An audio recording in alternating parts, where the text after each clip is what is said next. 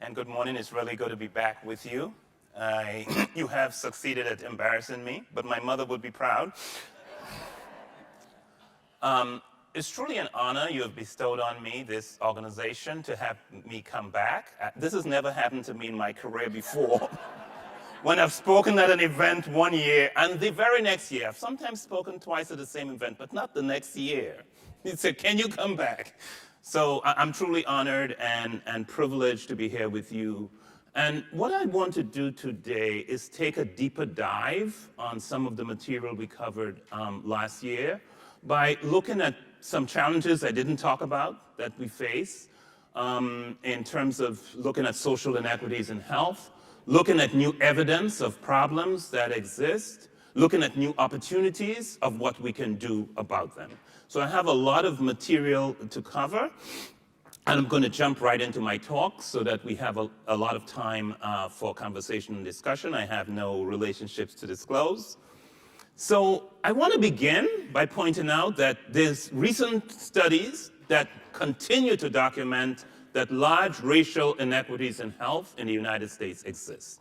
And I'll focus on two of them. There's been enormous media interest in maternal mortality in the United States, and the US ranks very high on maternal mortality, with African American women really doing badly compared to other groups. So here is the data of a 2019 study out from CDC documenting the rates of pregnancy-related deaths in the United States between 2011 and 2015, and you could see the markedly excess levels for African Americans, but also for Native American women in the United States.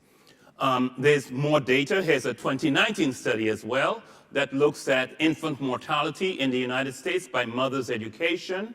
And you again can see the same story, that if we look at women who have not finished high school, that African American women and Native American women have particularly elevated risks of their babies dying before their first birthday. Education matters for all racial ethnic groups. As mothers' education increases, infant mortality declines. But you consistently see the markedly elevated risk for African American women, so that if you look at the college-educated African American women, they're doing the best among African Americans, but they have a higher risk of infant mortality, of their babies dying before their first birthday, than Asian women, Latina women, and almost as high as that of white women who have not finished high school. So striking data suggesting that even with socioeconomic attainment, there is a heavy price that is paid in terms of health. Large racial differences exist in income in the United States. This is a slide I showed you last year, showing that African Americans have median household income that is 59 cents to the dollar compared to whites, and that is identical to the racial gap in income in 1978. 1978, the peak year of the game. So that's recap. So there's a new report came out. So I was eager to look to see what the report would show. These are the actual numbers, and the actual numbers are sobering. This is the median household income in the United States for different racial groups. For whites, it's $65,000. That means half of whites earn more than that, half earn less. For Native Americans, it's $38,000. Half of Native American households, these are not individuals, this is household income, earn less than $38,530. Half of African American households in the US earn less than $39,400. Stark racial ethnic. Half of Latino households, less than $47,000. And so when I calculated the data standardizing on the household income of whites, I saw that African Americans had moved from 59 cents to the dollar to 61 cents. And I was happy there's progress. And then I looked at the next table in the paper, this report from the Census Bureau, and it showed that African Americans were the only racial group that had actually lost income if you look at inflation-adjusted income since 2000. So there are challenges that persist.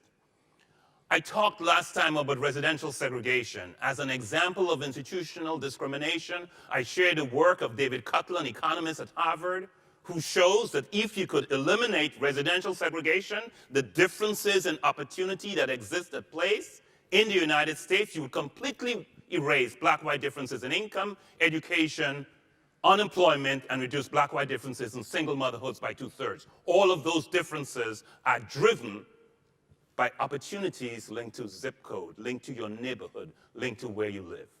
So I want to show you another study from, well, first before I show you the study, this is other observers have pointed out of how key residential segregation is in America. It drives inequities, is the driving force behind them, and from 1944, when Myrtle said it, to Massey and Denton, who wrote a book called American Apartheid, showing the differences that persist in America. But I want to talk about Raj Chetty. This is a paper published in 2018. He's a Harvard economist, and he did something that hadn't been done before. He looked at income data for essentially all Americans between 1989 and 2015, got special dispensation from the census to do this study. And he asked a simple question. If we look at the income level of parents, how well are their children doing?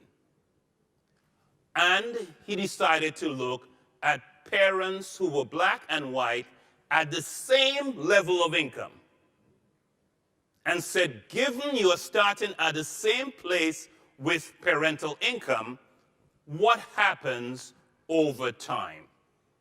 And he saw striking, and this is intergenerational analyses. So he's looking at kids who end up in the 5th quartile of income. That's the highest 5th of income in the United States, when their parents started out in the lowest quartile. And 11% of white households end up there compared to 3% of black households. So even when, and he's looking at parents who are starting at the same income, there are differences. If you look at kids who their parents were in the top 5th of income, the highest 20%, 41% of their children, if they are white, are there, only 18% of their children if they are black. So even when you look at people starting out at the same level, the next generation is not doing well. He actually has multiple charts in his reports and on his website showing at the same level of income of the parents, the next generation is doing very differently. So in Boston, where I live, among white males whose parents average earned $25,000 a year, for white, their children, they're white, are earning $31,000, but if they're black, starting out at the same income level, the children are earning $24,000. You could see in San Francisco is $19,000 for the black households versus $31,000 for the white households. So he shows this is true everywhere in the United States. Even when you start out at the same place, you end up differently. And so he's saying, what is the driver of this? Why do black children have lower incomes than white children, conditional on their parents' income? And he came up with the key driver is they live in different neighborhoods. That's looking at all neighborhoods in America. Black boys have lower earnings than white boys in 99% of census tracts in the United States, controlling for parental income. What else contributes to the difference?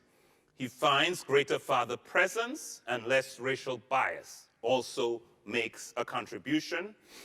Black father presence in a childhood neighborhood is predictive, even conditional on the track in which the child lives. So reducing racial gaps requires policies that are place-based and that improve environments for specific subgroups such as black males. Again, he emphasizes the power of place. Black boys do well in neighborhoods with good resources, with low poverty rates, with good race-specific factors. The problem is there are essentially no such neighborhoods in America. The power of segregation, and this is just Raj Chetty's work documenting it. Importantly, he talked about the centrality of father presence. And so I want to ask you the question, what do we know from a scientific basis of what drives father presence? And how can we intervene?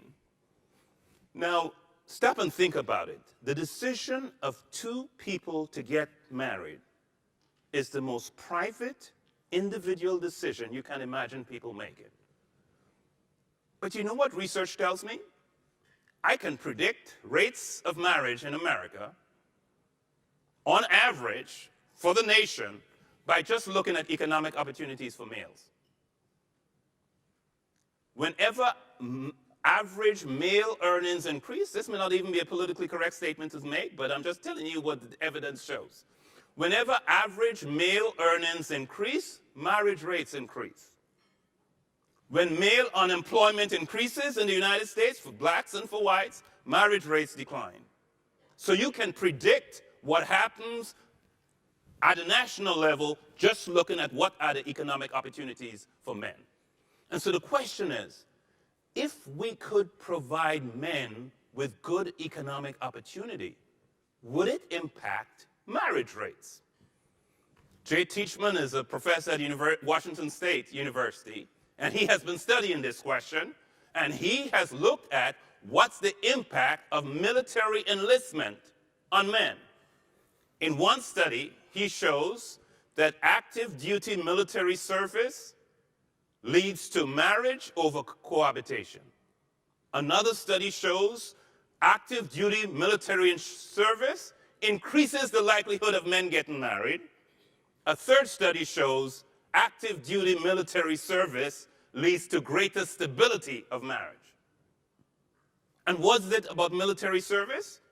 Military provides a good, stable income, good policies of housing, daycare centers, school-age activity centers, and all of the effects he documented were greater they were true for blacks and whites, but they were even larger for blacks than for whites. So we can solve the father absence problems by creating more economic opportunity in disadvantaged neighborhoods, which will lead to higher socioeconomic status, which will lead to better health. Economic resources and economic opportunity can eliminate disparities in marriage. I talked last time about discrimination, and there's evidence of discrimination existing. There's a study that tells us what has happened in the last 25 years with the levels of employment discrimination. But just to put the study into context, let me share with you one of the studies that occurred in the last 25 years. It was a study done in New York City. The researchers, led by Deva Pager, took 2 black males, 2 white males, and 2 Latino males, dressed them similarly, gave them identical resumes, and sent them to apply for entry-level jobs in New York City. They threw a wrinkle into the study. One of each pair of males said he was out on parole. He had served an 18-month prison sentence for cocaine possession. What the study found was whether you were black, white, or Latino, if you had a criminal record, you were less likely to get a call back for a job.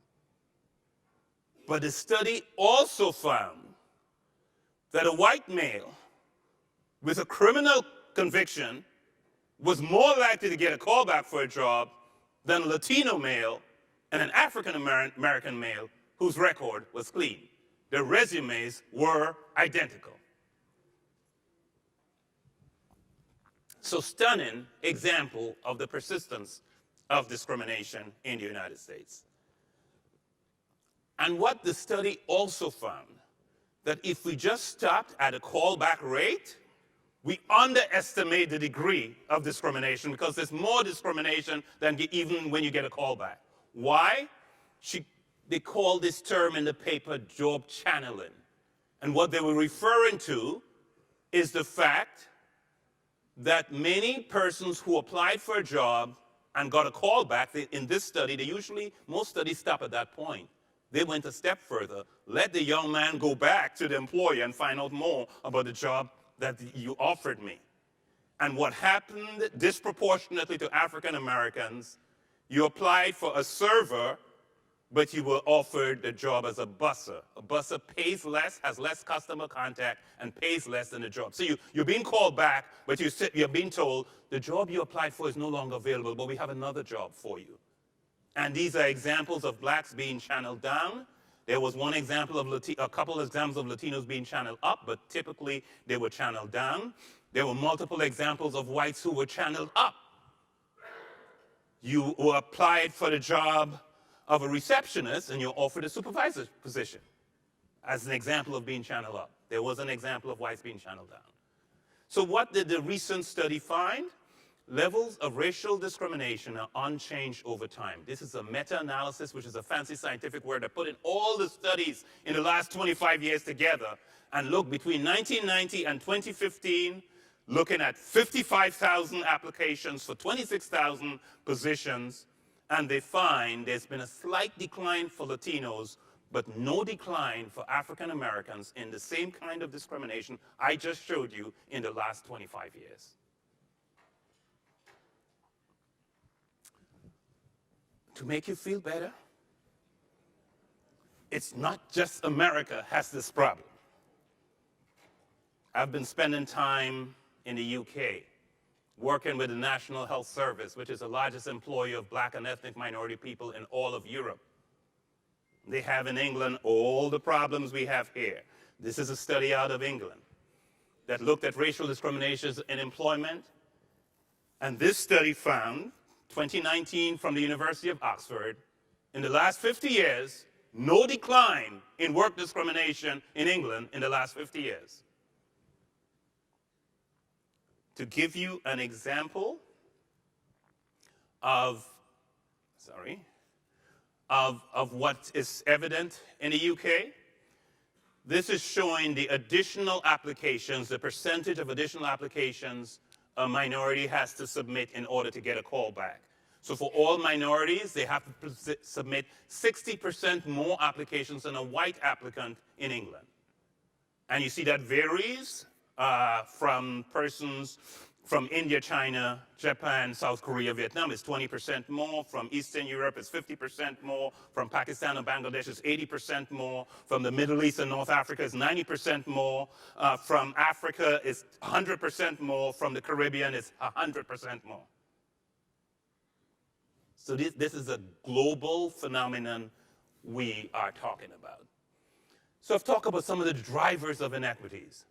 I want to share with you data on how conditions created by racism is literally making people sick and leading to poor health and premature mortality. And I'm going to begin by talking first about a phenomenon that researchers are calling accelerated aging, premature aging, biological weathering. Those are all terms used in the scientific literature to describe a phenomenon that in these great United States, blacks is the group that has been studied the most, but probably other minorities as well, are literally aging biologically more rapidly. So this work began by a scholar by the name of Arlene Geronimus at the University of Michigan. What she did, she looked at neonatal mortality rates, that's the death of a baby in the first month of life. She looked at national data for the United States, all first births among women, and she looked at the chances of a baby dying in the first month of life by the age of the mother. And we all think it's a good idea for women to postpone childbearing from their teen years to their 20s or later. Finish your education, be socioeconomically prepared, you're more mature, you're ready to be a good parent. We think also that it's biologically better, that outcomes will be better if a woman delays childbearing. And this is what Arlene Geronimus found. And if you look at the data carefully, you can see it. That what we expect to find is true for white women. This is the neonatal mortality rate for white women who have a baby as a teen. If they delay to their 20s, the rate goes down. The same is true for Mexican American women. The rate goes down from the teens to the 20s. For African Americans, the rate goes up. For Puerto Ricans, the rate goes up. This is mainland resident Puerto Ricans. And this is national data for the United States, all first births among mothers by age. How on earth do you make sense of this? How is it possible you can see patterns going in the opposite direction among women in the same country? And Arlene Geronimus came up with the language of weathering. And the notion of weathering, imagine a drop of water falling from the rooftop of this building to the concrete sidewalk below. If water drips, drips, drips today, no big deal, nothing happens. But if there's a constant drip, drip, drip of water, day in, day out, week in, week out, the concrete sidewalk below would become eroded. It'd become weathered by the constant assault of adversity. And Arlene Geronimus says, in these United States, your age doesn't only capture how long you have lived. Your age also captures how long you've been exposed to bad environmental conditions if you live in a bad neighborhood. And she argues that a constant exposure to physical, psychological, social, chemical stressors are literally weathering, taking away additional wear and tear on the physiological mechanisms of individuals so that over time they are literally physiologically aging more rapidly. Let me give you two examples of the evidence she brings to bear that supports this. This is a concept of looking at biological dysregulation across multiple physiological systems. It's called allostatic load. These are 10 markers of it in the National Health and Nutrition Examination Survey. So this is, again, not self-reported health. These are measured biological functioning of individuals. So look at the allostatic load. The higher it is, the more biological dysregulation you have. Of whites, age 55 to 64. African Americans are at that same place 10 years earlier, 45 to 54. So very big differences in physiological functioning at different chronological ages. Give you another example. There's enormous interest in health research today in telomere length. It's a marker of biological age at the level of the cell. And in this study, looking at black and white women at the same chronological age, they're all at the same age, looking at the cellular level, at how old they are biologically, black women had accelerated biological aging at 7.5 years older than their white peers. So they're the same chronological age, but they are literally, physiologically 7.5 years older. I want to talk, so this is the point, is the stress, the context, the negative conditions literally is taking a wear and tear on the body. And I also want to show you new research about ways in which we haven't even thought about of stresses that are also impacting on the mechanism. I'm drawing on the work of Deborah Umberson from the University of Texas at Austin. And she's saying we all know that there are racial differences in health, that African Americans and other minorities are dying earlier. And she says, but stop and think about that for a minute. What does that mean? It means not only that the loss of social ties are earlier and more frequent, but it means people are losing the quality and quantity of social relationships earlier in life. Why is that important? You know what national data for the United States shows?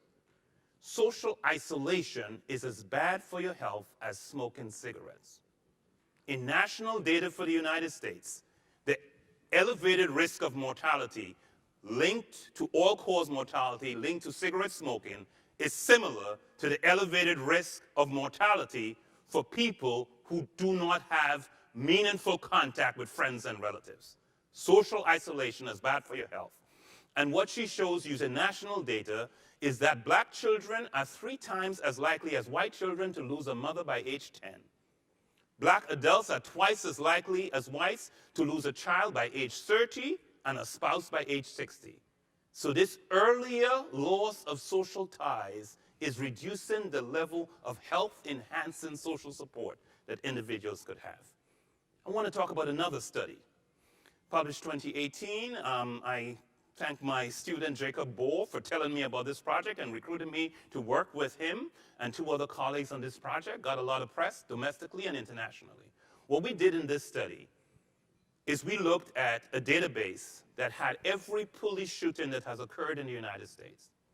And we looked at another database from the CDC that measures the mental health of the population in every state.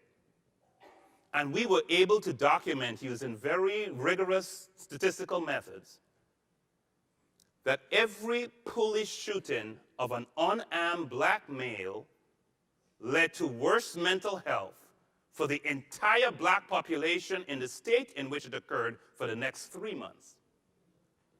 It was a very specific effect. In the database, we could look at police shootings of armed persons and unarmed persons. There's no negative effect of a police shooting on an armed black person. So it's really the outrage that comes from the unjustified shooting that is producing the effect. No effects on whites in these data.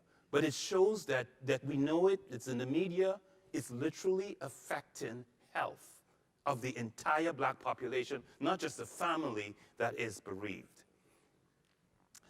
There's a lot of research, and I want to highlight some of it, that suggests elections can have a negative effect on the health of the population. I'm just being a scientist. I'm just presenting scientific, published, peer-reviewed data, okay?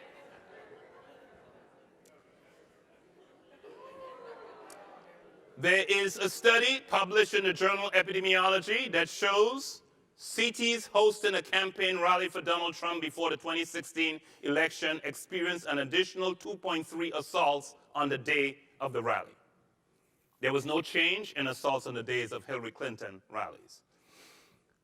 Another study, counties hosting one of Trump's presidential campaign rallies had a 226% increase in hate crimes in subsequent months compared to comparable counties that didn't hold a rally. So we are seeing that things are happening within the communities that have negative effects.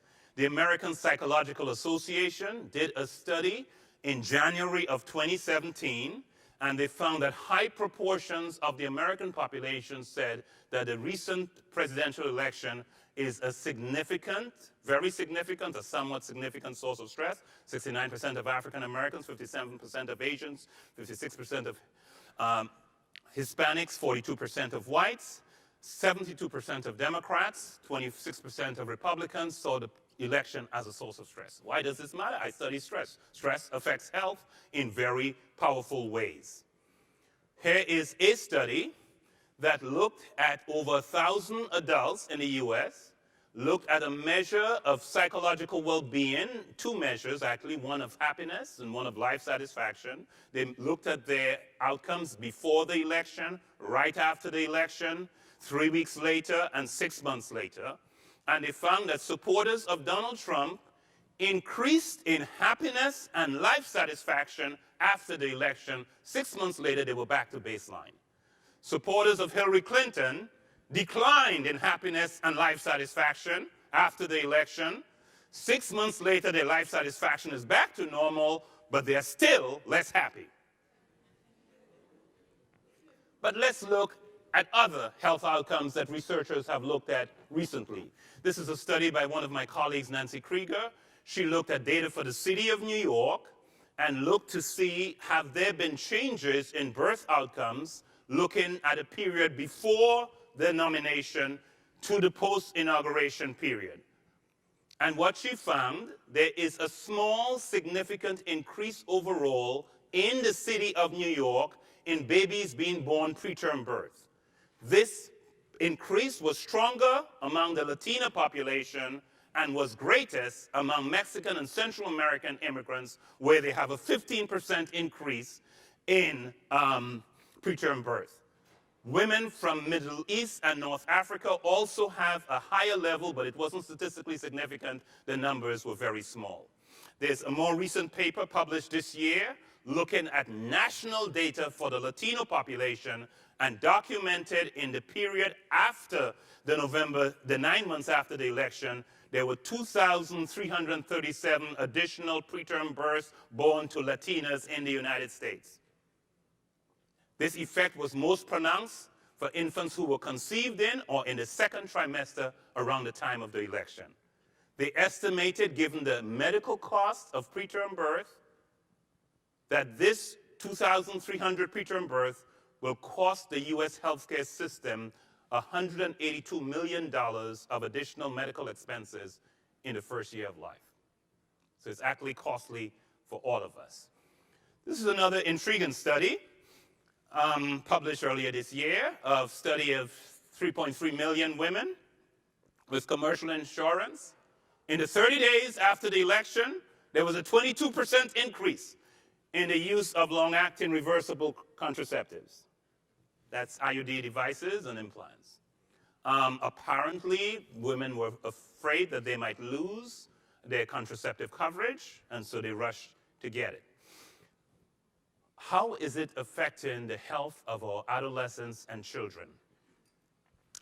Here is a study done by the Southern Poverty Law Center of teachers that report increased fears and concerns among teachers that students have. More than a third of teachers see an increase in sentiment. More than half say that some students are emboldened. There was a study done in Los Angeles, and they found that among those kids that said in the spring of 2016 that they had concern and worry about increasing hostility and discrimination of people because of their race, ethnicity, sexual orientation, immigrant status, religion, or disability, those who were more concerned about this had higher levels of cigarette use, alcohol use, marijuana use, and multiple substances use, depression, and ADHD symptoms. They followed them a year later. Those who increased in their concern had higher levels of cigarette use, marijuana use, and a number of substances used. So it's literally affecting not just the unborn and mothers with kids, but it's actually affecting young people in the United States. That's a JAMA Pediatrics study. There are also some ominous storm clouds, and I don't have time to go into all of them, but let me just highlight some things we should be concerned about. Childhood obesity. This is my colleague Steve Gortmaker in my department at Harvard. This is a New England Journal of Medicine paper. At age 2, Black and Latino kids are more obese than white kids, so it's starting very early in life. And he projects, very sophisticated projections they do, 57% of all Americans aged between age 2 to 19 will be obese by age 35. 57%. Among Blacks and Latinos, it's 2/3 of 2 to 19-year-olds will be obese. Another problem, increasing levels of mental health problems. This is a study looking at suicide in elementary school children. I don't know that when I was in elementary school I knew what suicide was. They looked over a 20-year period from 1993 to 2012. What the study found, that suicide rates have declined for white elementary school kids, stable for Latino and Asian elementary school kids, doubled for Black kids. What does it mean to be a Black child growing up in America in these turbulent times? Suicide rates among elementary school kids, national data for the US, doubled in the last 20 years. STDs. No one talks about this. This is a huge problem. I don't have time to emphasize the data, but markedly elevated rates for Black and Native Americans in the United States, high rates of multiple STDs. This is data on STDs increasing in the United States in 2016, and particularly disproportionately affecting the African American population. I had details on the specific STDs. This is an important point. There are data limitations to the nationally reported data. Why? Studies have found that Public clinics, where a lot more poor and minorities get their care, faithfully report the data to CDC. Private clinics don't, consistently. There's more underreporting of data, or data are reported without providing the race ethnicity. So we know there's an overestimation with the publicly available data. On the other hand, here is a study from the NHANES study, National Data for the United States, that should be sobering. 1 in every 4 US females, aged 14 to 19, was infected with at least one STD. 1 in every 4. Among teens, those who had 2 years sex experience, 49% have an STD. Those who had 3 or more sex partners, 54%. For black teens, 44%. For poor teens, 34%. STDs is a huge issue we need to address. And I want to make the point, it's not just about the facts. We need to think of what we can do to help these kids deal with the challenges they face, because this is a study of late teens and early 20s African Americans. What were the biggest concerns of these black youth? The 3 biggest concerns were about aggressive policing, about high levels of community violence, about instability in housing.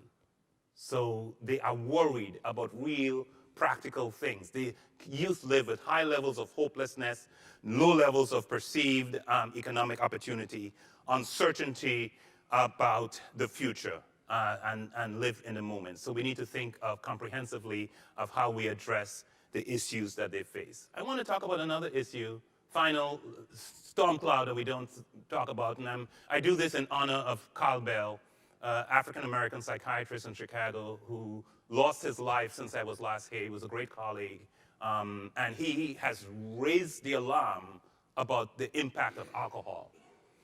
Alcohol is an unappreciated threat to health and to health inequities. The World Health Organization says that the harmful use of alcohol is not given proper attention. Alcohol is the world's leading cause of death for men aged 15 to 59. And the WHO, their report summarizes something that most people don't know.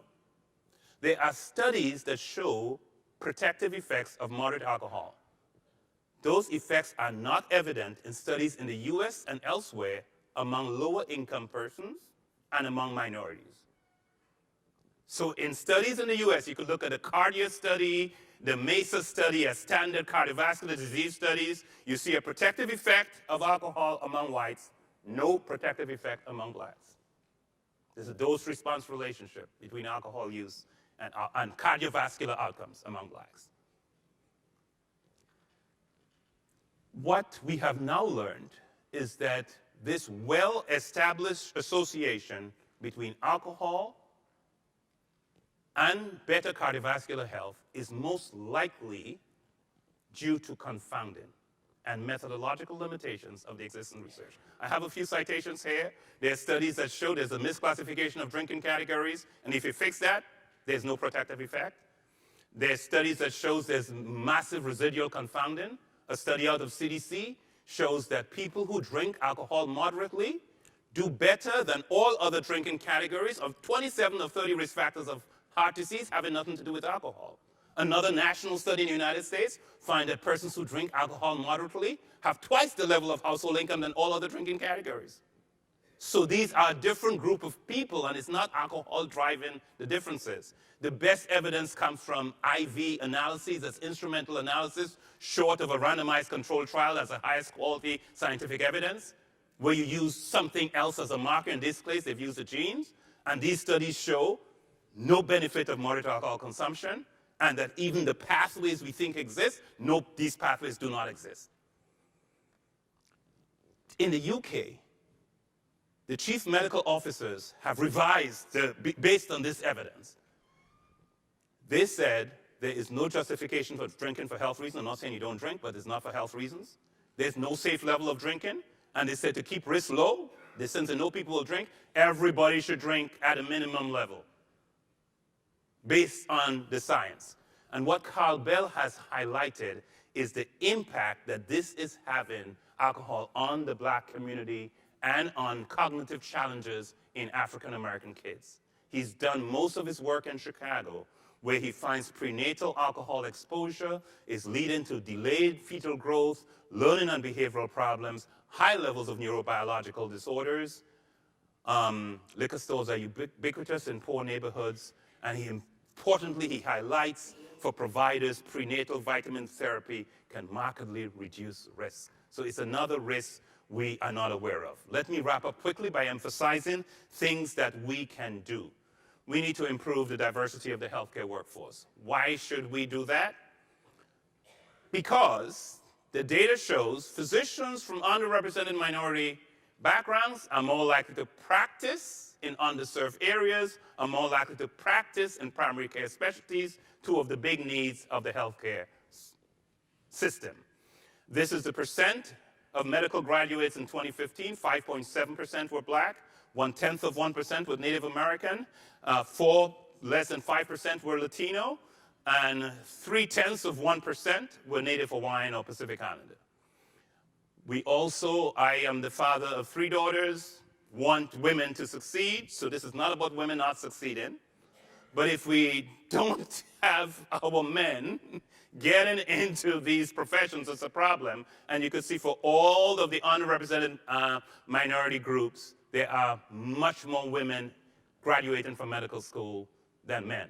In fact, a report from AAMC showed in 2014, there were fewer black males in the first year of medical school nationally in the United States than in 1978. So what do we need to do? We need to start early.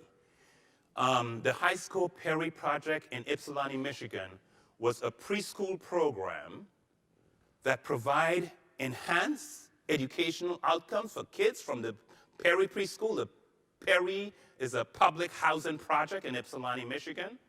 They have been followed over time for 40 years. Those who got the preschool program have high levels of education, high levels of income, high levels of employment, high levels of income, high levels of marriage, high levels of savings, high levels of home ownership, less involvement with the criminal justice system, less involvement in the social service system, and for every dollar invested, there's a $17 return to society. So it's actually an investment, and look at the striking results it produces. A paper published this year showed not only did the children who got the intervention do better, their children are doing better, and their siblings are doing better. So it has a ripple effect intergenerationally and also on others. What else do we need to do? We need to improve neighborhood and housing conditions. We need to enrich neighborhood environments, improve housing quality. All of these are key things we need to do. Can it be done? Would it work? Yes. In the 1990s, during the Clinton presidency, the Department of Housing and Urban Development did 3 initiatives. One was moving poor families from poor neighborhoods to less poor areas. Another was to saturate areas of poverty with more services, giving them links to employment. And third was to find ways to carpool, to have van pools that would take people from poor areas where there were no jobs to suburban areas where there were jobs. Did these initiatives work? Yes. They showed you can increase income, you can improve safety and security, you can improve physical and mental health, and if you make these opportunities available, families will take advantage of them. It also shows they need to be sustained over time. You just can't start. It can be a 6-month program or a 1-year program. Okay? And people need help not only in finding jobs, but in keeping jobs. So you have to address issues of commuting costs and child care. Importantly, they found that the programs need to tackle all the major barriers that poor households face. But the point is, they were demonstration projects, and it shows they will work to do the things. It's not that we don't have evidence. This is a summary from the Urban Institute. This is a summary of the impact of those programs. We also need to improve economic well-being.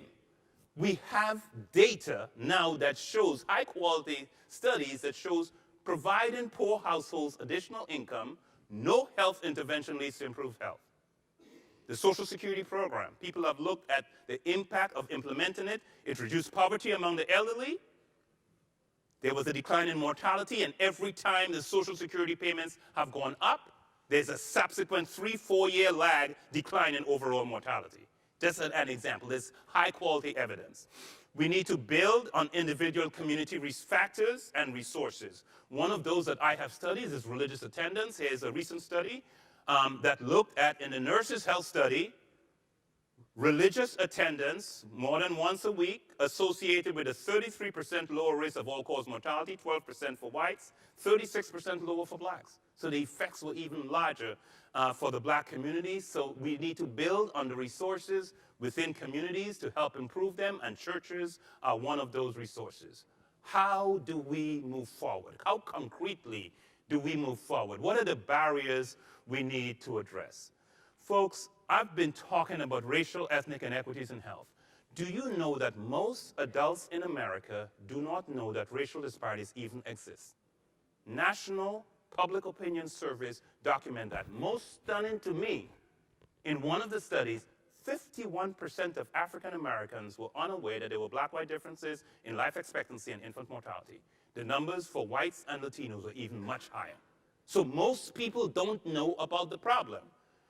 The other thing is that many people don't understand the complex drivers I've been talking about, the place and neighborhood. They don't know that. Here is a 2018 study, fall of 2018 study. The question that was asked in national data: blacks would do as well as whites if they only tried harder. 42% of Americans think the problems of inequities can be solved by blacks trying harder. 72% of Republicans think that's true, compared to 23% of Democrats. And if we look at other subgroups of the population, 45% of whites believe that, 43% of Latinos, and even 1 in 4 African Americans think the problem can be solved simply by trying harder. If we look within whites, 52% of white males compared to 39% of white females, 51% of whites who have less than a college degree compared to 33% of whites with a college degree think just trying harder will solve the problem.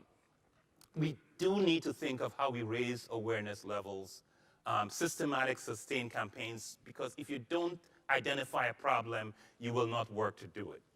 We also need, and this is huge, to build political support. How do we build political support to do it? And I'll illustrate the challenge by looking at data from political scientists and political sociologists over time. Here is a question asked in a national survey. Would you give business and industry special tax breaks for locating in poor and high unemployment areas? And what you do, the other half of the sample, you ask them in largely black areas. So if you ask for support for helping people in poor areas, 70% of whites are in support to helping tax breaks to get businesses in poor areas. If you say in black areas, 43% support.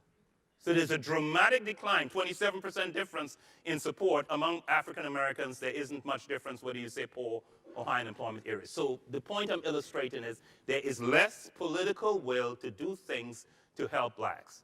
Last week time I was here, I showed you the Du Bois quote about, he calls it the empathy gap. Scholars call it the empathy gap. And here is a study published last year, meta-analysis looking at studies of lack of empathy globally. There's a racial in-group bias found not based on self-reports, but looking at the brain imagery when you see someone of your own race suffering compared to someone of another race. So it's a normal human thing. It's found in Europe, Africa, Asia, and the US. Stronger empathic response to someone of your own group versus someone of a different group. There are things that reduce it. If you focus on individuation, on the individual person and not the social group that they belong to. If you are a team member with persons of a different racial group, you tend to be less likely to do it.